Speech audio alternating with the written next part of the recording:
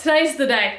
Today is the day that I am performing my story at Generation Women. Am I nervous? Only a little bit. Only a smidge. I'll probably get nervous as we get closer, but it's the afternoon. My mum is gonna come over and meet me at my house. I'm gonna catch the train to the city. I'm gonna meet some of my friends as well who are coming, and then I'm gonna meet GALPAL in the city. And then I get to meet everyone and do like a microphone check and meet all the people and see faces to the names that I've been emailing with, and then I'm first.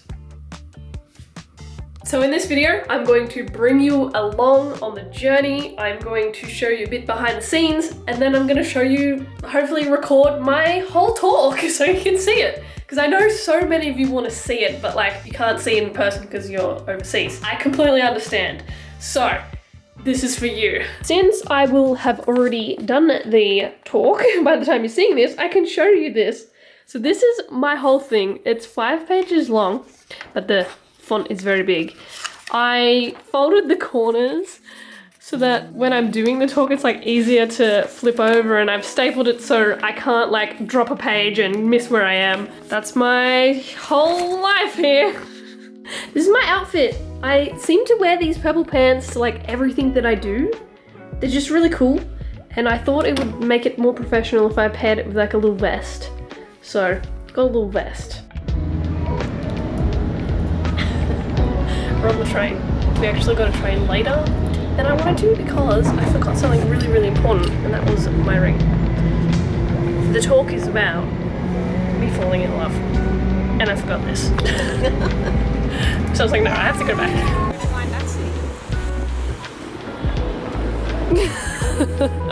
Oh, it is us this time. It is us. I have a trail of people behind me. You do. Where's Mum? Somewhere there. I'm short, very short. We are very fastly walking up because, as I told you before, I got the wrong train. Yes. But we all met up at the same time, so it kind of works out. So now we're on a mission. And you got me flowers. I did. And we, I'll have a handheld typically, but welcome to Generation Women. We do a brief intro. I don't know which,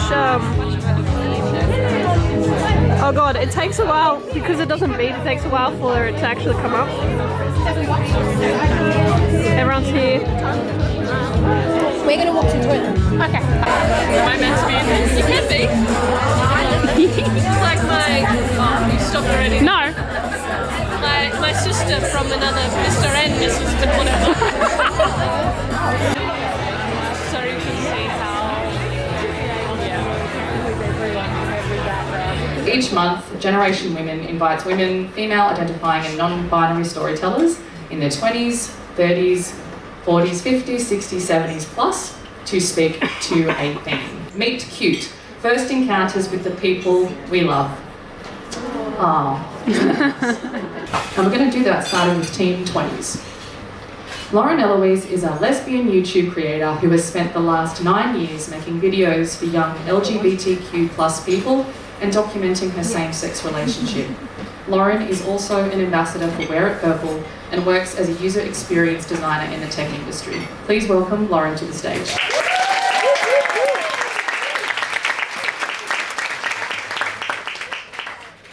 Hello. I need to test how far away I should stand. Is that good? Yeah? Yeah. Cool. Alright.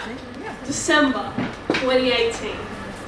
I'm in the kitchen of Amelia's new townhouse, and we're having a girls' Christmas catch-up. 5 friends are scattered around the house.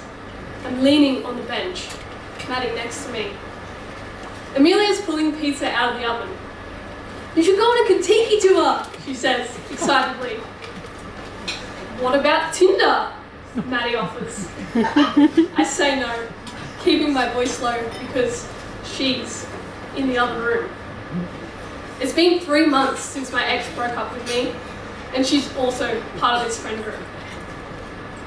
Maddie tries again. Okay, what about Erin? Erin? Erin. A name I have heard over the years.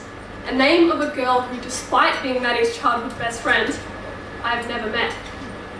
I don't know much about Erin, but what I do know now is that, like me, she must also be a lesbian. My friends are really trying here. Really trying to get my sad, sorry ass back into the dating scene. But fear and hurt hold me back. I don't know if I'm ready for that, I confess.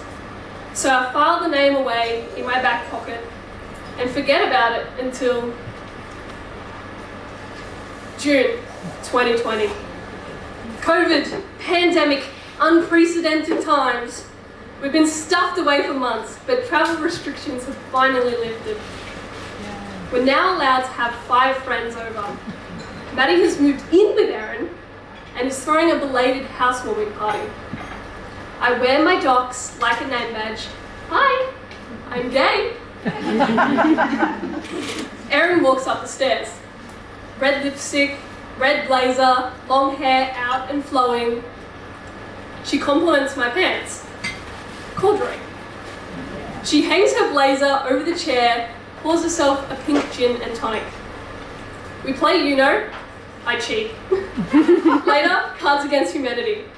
She bumps my hand a few times. I play the gay cards as a subtle way of flirting. Wait, am I flirting? No, it's just camaraderie, right? She's gay. She'll get it. But we're not the only people in this room. I try not to make eye contact with Erin. I don't want to be seen as into her because they're all watching me, including my ex. At the end of the night, I'm standing in the doorway, unsure of how to say goodbye. Do we hug? I barely know her and it is COVID times, but I finally allow myself to look into her eyes. She looks back. We hold our gaze for a little too long to be considered normal, and I tell the universe, this is unfinished. I want to know more. We spend the next 2 weeks exchanging memes and voice messages. Then, a poem arrives on my Instagram feed, and I know it's about me. We speak in paper planes tossed across the room. Are we ready? Her words stare at me. Black text on a yellow background. I get an idea. Maddie takes us out, sacrificing herself as a third wheel. After, we go back to their place. Maddie says, you can sleep in my bed, or Erin's. I don't stay. But before I leave, I secretly toss a paper plane into Erin's room, handwritten with a message, replying to her poem. Are we ready? I don't know, but I want to find out. My first paper plane, the first of many. I didn't know it then, but I just started a lesbian ritual. Every time we go to each other's house, we hide a plane. And every time I find a plane, my heart flutters. A love letter for me. More poems are delivered to my Insta feed. More planes are thrown back. We are falling. And I am terrified. But I really like her. I want to keep seeing her. I want to see what happens. But I'm scared.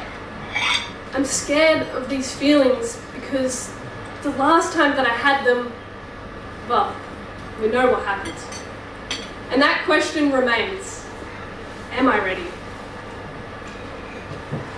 But here's the secret. One I kept for almost 4.5 years. A secret I kept from her and from everyone else around me until just recently. I was recording myself after every single one of our encounters. A video diary or a vlog, documenting what I was feeling, recounting what we did, reciting what she said, capturing moments in time. My goal was to show my future wife a video timeline of us meeting and falling in love. September 2024. As I sit editing the longest video I have ever made, I find myself searching.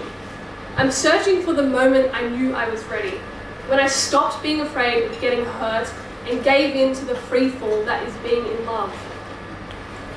One of the clips stands out to me.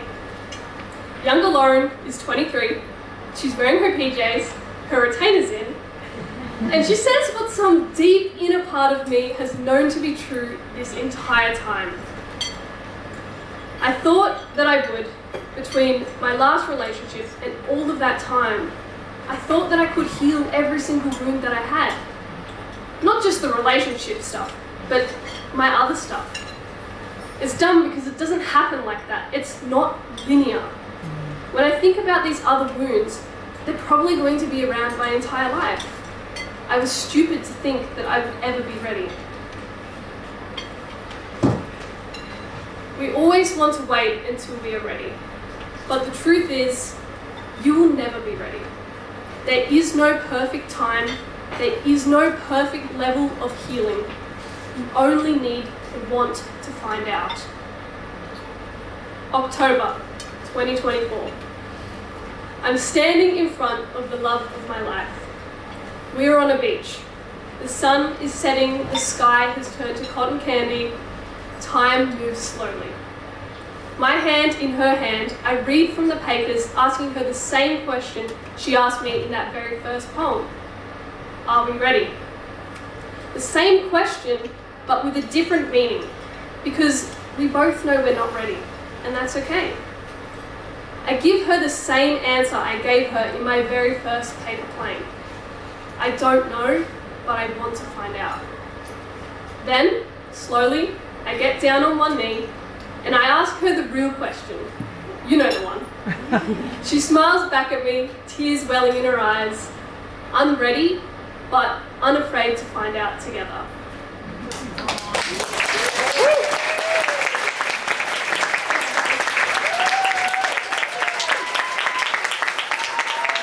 Thoughts, everybody? I feel like I'm covered in cheese. Very good. Very sweet. Did we love it? Amazing. We loved it.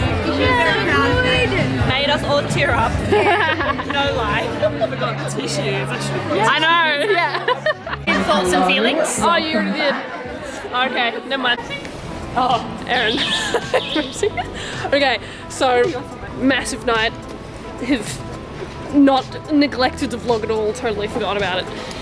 We are currently going to get some frozen yogurt with some new people we met.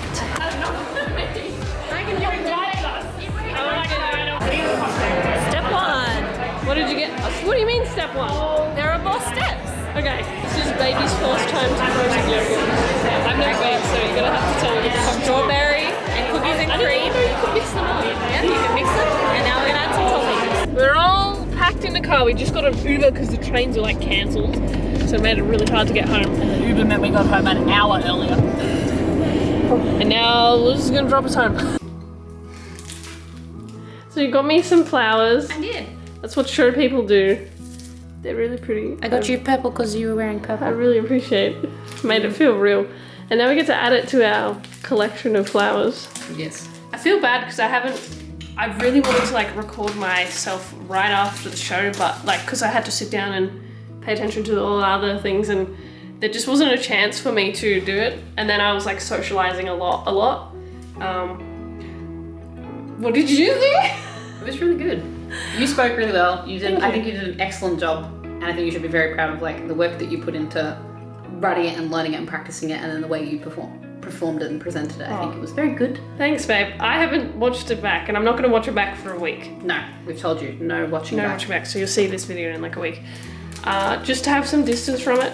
I felt I practiced it myself a lot differently at home, like way more intensely than how I presented on the night. But I think on the night I adjusted it to what I thought the vibe of the audience was. And I think that was good. I think you really settled into it. Even there was like bits of laughs at points where I was like, okay, like I can kind of know where the rest of the story where I should pause or whatever. Yeah. So I think I did a really good adjusting job. So Yes. if I had to pick one thing that I'm really proud of, yes, I'm proud of doing it. It was really fun. I'm proud of adjusting, and I'm proud of, I just picked people in the audience like I contacted Yeah, that's with. what you do. You just I literally just make like friends. looked at people, and I looked at people a couple of times and like, oh, I should probably stop looking at that person or they'll freak out. I remember when I used to do public speaking at school things that I would like pick someone who was not paying attention and I would speak to them until they looked at me. I didn't want to do that. And then you're like, okay, you're paying attention now, and then you find somebody else. But There was a few different people, and there was like a gay men couple too who I looked at a few times because they were engaged, and it was just like, oh, I see you, you're also gay. nice. So that was nice for me to find comfort in that. And then other than you, the rest of the night was really cool. It was great to hear like all these little stories and really just stories of like how people met their people, which was super fun. And then the last lady just had the most incredible wild life. Yeah, her story was like, she took us on a roller coaster. This It was great. 80-year-old lady is crazy. And her humor was great. Like, I really was truly looking forward to hearing everyone else's stories, but it was really cool. Yeah. And if you ever get the chance to go to one of these things, you should go. Generation Women. Generation Women, thank you for having me. I want to come back. I would love to do another one, but I also would love just to sit in the audience and just have less stress and just enjoy it. Yeah, 100%. Another really important thing, my friends and family who came, I appreciate you coming so much. I really, really do. It was really nice to have support.